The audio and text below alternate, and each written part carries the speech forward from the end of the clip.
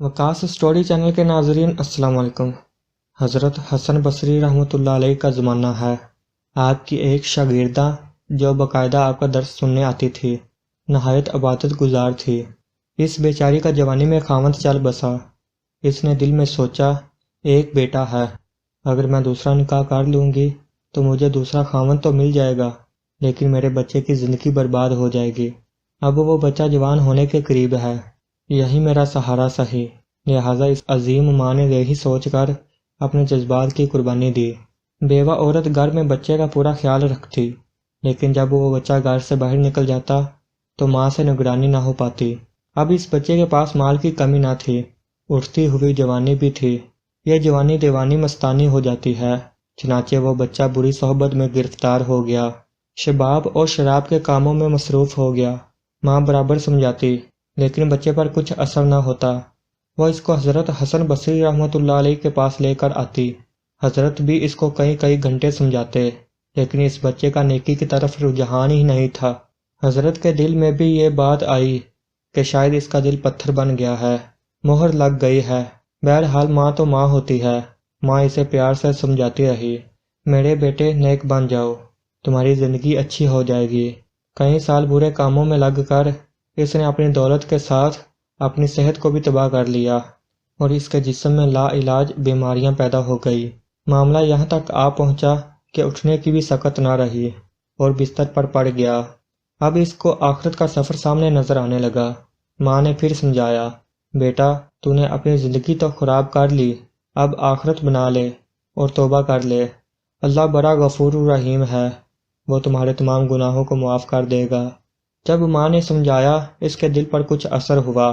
کہنے لگا، ماں میں کیسے توبہ کروں، میں نے بہت بڑے گناہ کیے ہیں۔ ماں نے کہا، بیٹا حضرت سے پوچھ لیتے ہیں۔ بیٹے نے کہا، ماں اگر میں فوت ہو جاؤں تو میرا جنازہ حضرت حسن بصری رحمۃ اللہ علیہ پڑھائیں۔ ماں حضرت کے پاس گئی۔ حضرت کھانے سے فارغ ہوئے تھے اور تھکے ہوئے تھے، اور درس بھی دینا تھا، اس لیے کلولہ کے لیے لیٹنا چاہتے تھے۔ ماں نے دروازہ کھٹکھٹایا، پوچھا کون؟ عرض کیا، حضرت میں آپ کی شاگردہ ہوں، میرا بچہ اب آخری حالت میں ہے، وہ توبہ کرنا چاہتا ہے، لہذا آپ گھر تشریف لے چلیں۔ حضرت نے سوچا یہ پھر دھوکہ دے رہا ہے اور میرا وقت ضائع کرے گا اور اپنا بھی کرے گا۔ سالوں گزر گئے، اب تک کوئی بات اثر نہ کر سکی۔ اب کیا کرے گی؟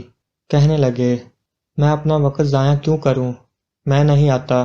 ماں نے کہا، حضرت اس نے تو یہ بھی کہا کہ اگر میرا انتقال ہو جائے تو میرا جنازہ حضرت حسن بصری پڑھائیں۔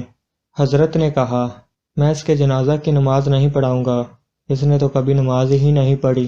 اب وہ شاگردہ بیوہ عورت تھی، چپ کر گئی، روتی ہوئی گھر آ گئی۔ بیٹے نے پوچھا، کیا ہوا؟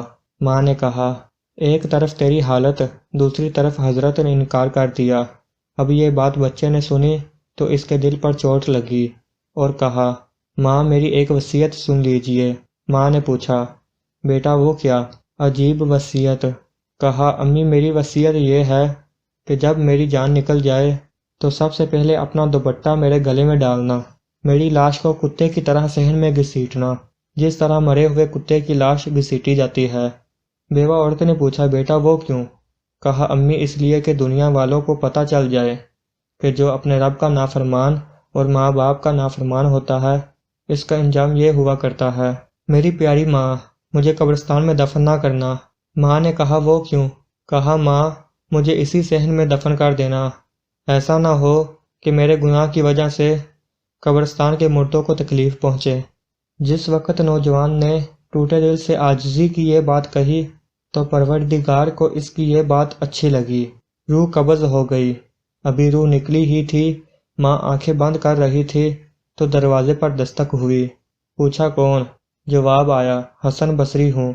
کہا، حضرت آپ کیسے؟ فرمایا، جب میں نے تمہیں جواب دے دیا اور سو گیا، خواب میں اللہ رب العزت کا دیدار نصیب ہوا۔ پروردگار نے فرمایا، حسن بصری تو میرا کیسا ولی ہے، میرے ایک ولی کا جنازہ پڑھنے سے انکار کرتا ہے۔ میں سمجھ گیا کہ اللہ نے تیرے بیٹے کی توبہ قبول کر لی ہے، تیرے بچے کی نماز جنازہ پڑھنے کے لیے حسن بصری کھڑا ہے۔